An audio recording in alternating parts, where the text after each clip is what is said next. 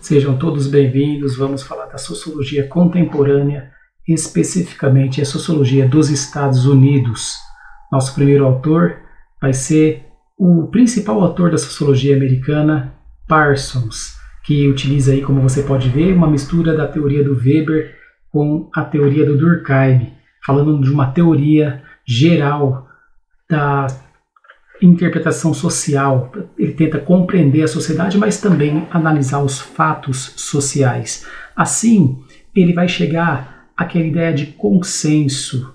O que o Comte, que você vê na imagem, chama de coesão social, ele vai falar de consenso. O consenso que é uma construção social, mas que pode ser manipulado também. Ele também vê, de certa forma, o evolucionismo, como você vê ali, uma sociedade dividida em estágios. Mas o principal autor que nós vamos trabalhar é o Merton. Olha um livro aí do Merton sobre a teoria da estrutura. O Merton ele vai analisar que existem na sociedade atual uma divergência entre os objetos culturais almejados, a riqueza, o prestígio, o poder e os meios para obtê-los. Alguns indivíduos então vão desviar a sua conduta, vão sair da norma social por conta dessas teorias que não se encontram muitas vezes. Pessoas têm condições de atingir esses objetivos, outras pessoas não têm. Então ele vai estudar o desvio de norma. A anomia para ele seria essa questão. Então ele não vai fazer grandes abordagens como fazia o positivismo, ele vai tentar observar um pouquinho mais de perto quais são as relações, o que leva o indivíduo a desviar da norma social.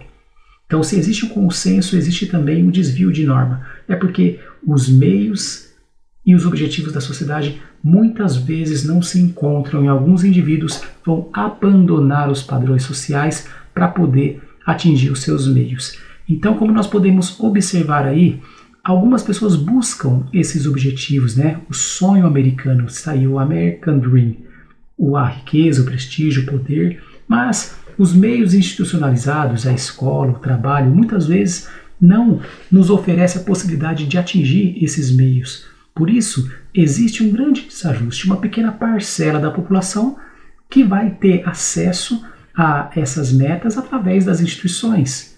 Assim, alguns grupos vão contornar esses meios institucionalizados, né? Não vão agir de uma forma institucional na educação, no trabalho, mas vão criar suas próprias formas. Isso que é o desvio de norma, que o Merton vai falar.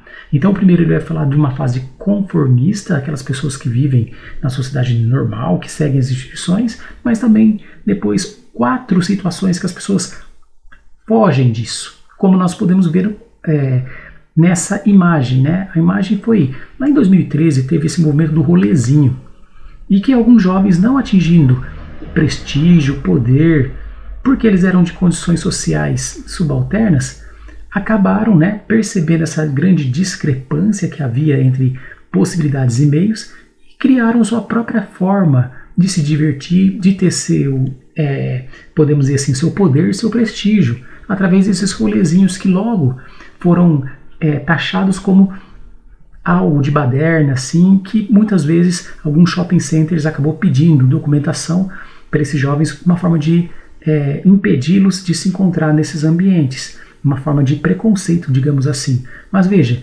o desequilíbrio entre os meios e as metas fez com que esses jovens inovassem de alguma forma. No quadro a seguir, você vai perceber, inclusive, que existem, primeiro, o modal, que é o conformismo.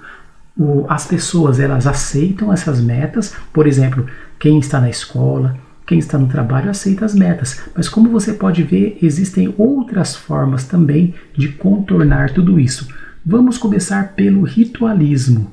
Essa imagem, você já percebe que o ritualista é uma pessoa que segue fielmente a burocracia. Muitas vezes aquela pessoa que fala, trabalhei 30 anos na mesma empresa, nunca faltei. Essa pessoa é uma pessoa ritualista. Ela abandonou as metas, ele sabe que não vai ficar rico, ele sabe que não vai ter prestígio e poder, mas as suas metas se transformaram no próprio meio. O meio seguir fielmente as suas obrigações.